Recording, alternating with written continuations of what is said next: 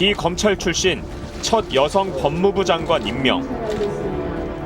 기수를 파괴한 검찰 인사에 고위 검사들은 물론 전국의 평검사들이 모여 반발했고 대통령에게도 직격탄을 날렸습니다. 대통령께서도 법률가이시고 장관께서도 법률가이신데 이것은 법치주의의 근간을 망각하는 겁니다. 수사권과 기소권을 완전히 독점해오다 경찰의 수사권도 아닌 겨우 내사의 독립성만 주는 수사권 조정안이 나오자 검찰총장과 검사장급 간부 4명이 강하게 반발하며 줄사표를 던졌습니다. 법사위 수정 의견이 있을 때 이미 결심을 했습니다. 막강했던 수사 조직 대검찰청 중앙수사부 폐지를 받아들였던 검찰총장은 검찰 조직의 집단 반발 속에 쫓겨나듯 옷을 벗어야 했습니다. 떠나는 사람은 말이 없습니다. 고강도 검찰개혁을 예고했던 문재인 정부의 첫 검찰총장도 경찰에 수사권을 주는 조정안에 강하게 반대했습니다.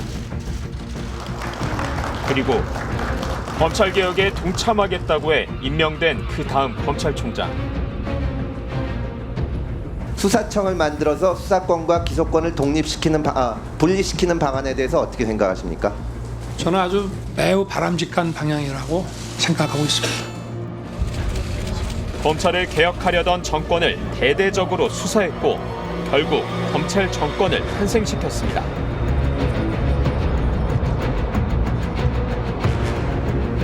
수사권과 기소권을 독점했던 무소불위의 권력, 그 권력을 견제하려는 시도가 있을 때마다 검찰은 조직적으로 막아섰습니다.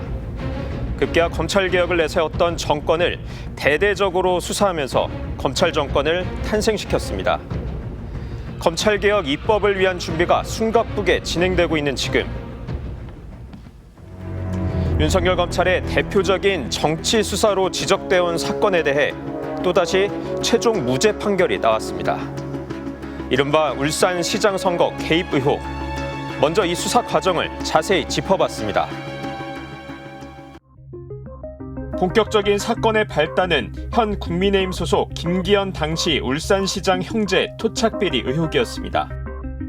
울산의 한 건설업자가 당시 김기현 울산시장 동생의 비리 의혹을 제기하며 지난 2018년 경찰에 수사를 의뢰했습니다. 2014년경 형이 시장이 되면 사업 편의를 도와주겠다고 해 동생과 30억 원의 계약을 맺었다는 내용이었습니다. 2018년 3월 울산경찰청은 김기현 울산시장실을 전격 압수수색했습니다. 그게 대대적으로 언론에 보도됐어요. 황운하를 표적 수사했다, 기획 수사했다, 뭐 이런 걸로 그 고발을 하게 됩니다. 그때 고발한 사람이 곽상도였어요. 경찰의 이 조치가 3개월 뒤에 있을 울산시장 선거 개입이라며 국민의힘의 전신 자유한국당은 당시 황운학 울산경찰청장을 검찰에 고발했습니다. 그리고 2018년 6월 치러진 지방선거. 당시 여당이던 민주당의 전국적인 우세 속에 울산에서도 민주당 송철호 후보가 시장으로 당선됐습니다. 선거 이후 검찰은 낙선한 김기현 전 시장 형제는 무혐의 처리하고 오히려 수사를 의뢰한 건설업자를 별건의 사기 혐의로 구속합니다. 그리고 2019년 11월 1년 반 동안 울산지검이 쥐고 있던 황운하 전 울산경찰청장에 대한 선거 개입 고발 사건이 갑자기 서울중앙지검으로 이송됩니다. 이때 검찰 총수는 윤석열 총장. 조국 전 법무부 장관에 대한 대대적 수사로 문재인 정권을 겨누던 바로 그때였습니다.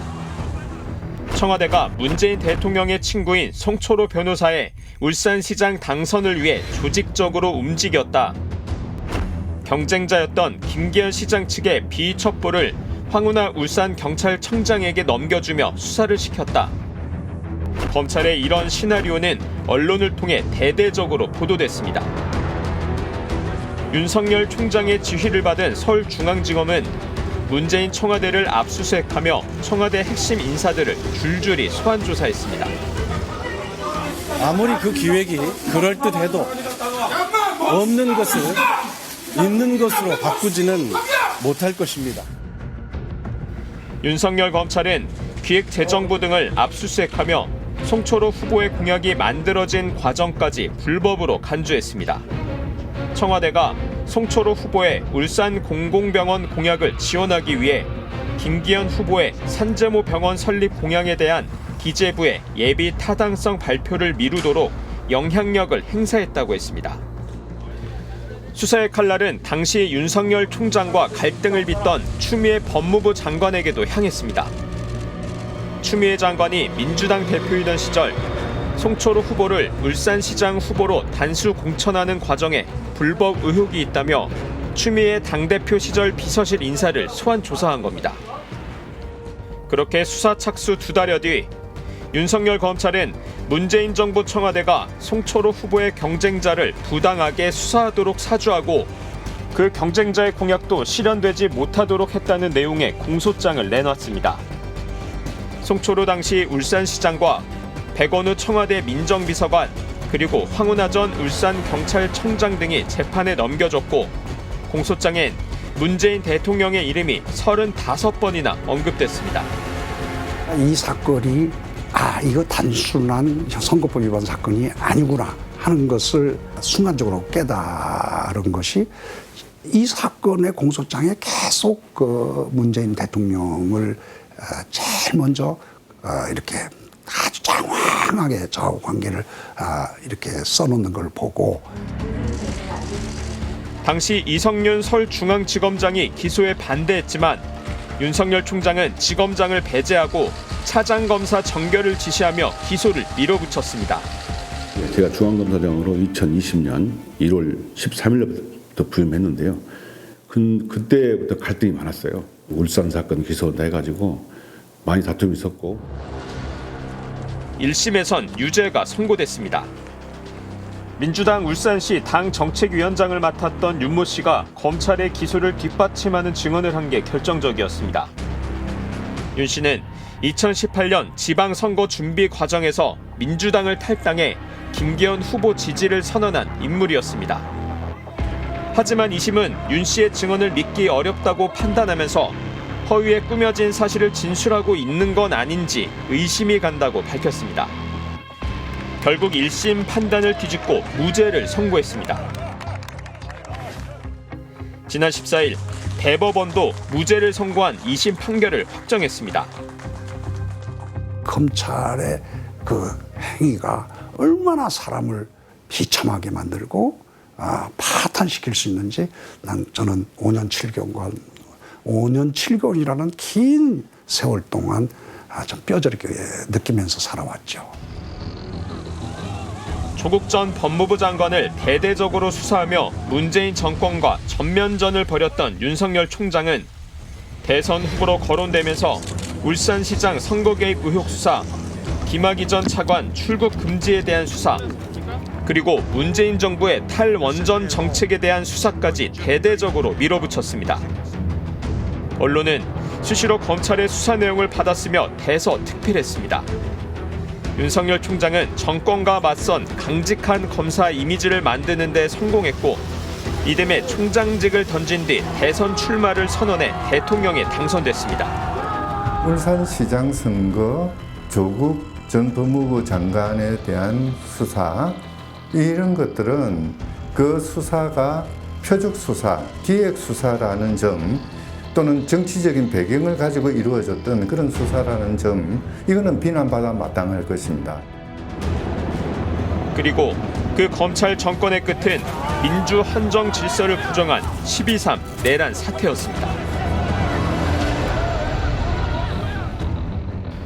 1954년 형사소송법이 제정될 때부터 검찰이 수사권과 기소권을 독점하도록 하는데 우려의 목소리가 있었습니다. 독재 정권 시절엔 존재감이 크지 않았지만 민주화 이후엔 법이 부여한 막강한 권한을 본격적으로 사용하면서 검찰은 정권을 위협할 수 있을 정도로 강력해졌습니다. 조직적인 반발과 저항으로 때로는 정권의 뜻에 부합하는 수사로 개혁을 무력화시키거나 늦춰왔던 검찰. 이번엔 정말 검찰개혁의 골든타임을 지켜낼 수 있을까요? 1995년 김영삼 대통령이 5.18 특별법 제정을 선언하자 검찰은 발빠르게 전두환, 노태우 두 전직 대통령을 수사해 구속시켰습니다. 그리고 그 정권 말기, 현직 대통령의 아들을 구속합니다. 김대중 정부 들어 부장검사 출신 변호사가 현직 검사와 법관 등 수백여 명과 유착한 대전 법조비리 사건이 터지며 사회적으로 검찰개혁 필요성이 제기됐습니다. 검찰의 수뇌부는 정말로 읍참마소그 생각으로 이번 기회를 전화위복을 계기로 해가지고 검찰의 일대 개혁을 해서. 하지만 온노비 사건으로 검찰 인사권자인 김태정 법무부 장관을 구속하고 현직 대통령의 새 아들까지 비리 혐의로 수사해 처벌하면서 검찰의 위세는 더욱 강해졌습니다. 그리고 출범 이후부터 본격적으로 검찰 개혁을 내세웠던 노무현 정부. 검사 출신이 아닌 여성 변호사가 검찰총장을 지휘하는 법무부 장관에 임명되고 기존 인사 관행을 깨면서 검찰 간부를 대거 교체하는 파격 인사가 단행됐습니다. 간부들은 물론 평검사들까지 전국 회의를 소집해 뭉치며 반발했습니다. 노무현 정권은 수사권과 기소권을 독점한 검찰을 견제하기 위해 공수처 설치, 대검찰청 중앙수사부 폐지 등을 구상했지만 검찰의 조직적 반발과 보수 야권의 반대 등으로 시도조차 하지 못했습니다. 그리고 정권이 바뀐 뒤 검찰은 노 전 대통령을 대대적으로 수사했습니다. 이명박 정부 역시 비대해진 검찰권을 견제하기 위해 경찰에도 수사권을 주는 방안을 추진했습니다. 검찰의 반발은 더욱 거셌습니다. 이명박 정부 때 확정된 검경 수사권 조정안. 경찰이 하는 모든 수사는 검사의 지휘를 받는다고 명시하되 수사가 아닌 내사의 경우에만 검사의 지휘를 안 받아도 된다고 했습니다. 수사권도 아니고 경찰의 내사 자율성만 부여하는 수준이었는데도 검찰총장과 대검 고위 간부들이 줄사표를 던지며 반발했습니다. 그러나 그 법사위 수정 의견이 있을 때 이미 결심을 했습니다. 후임인 한상대 검찰총장은 대검 중수부 폐지 방안을 받아들였다가 검찰 내부의 거센 반발에 부딪혀 쫓겨나듯 조직을 떠났습니다.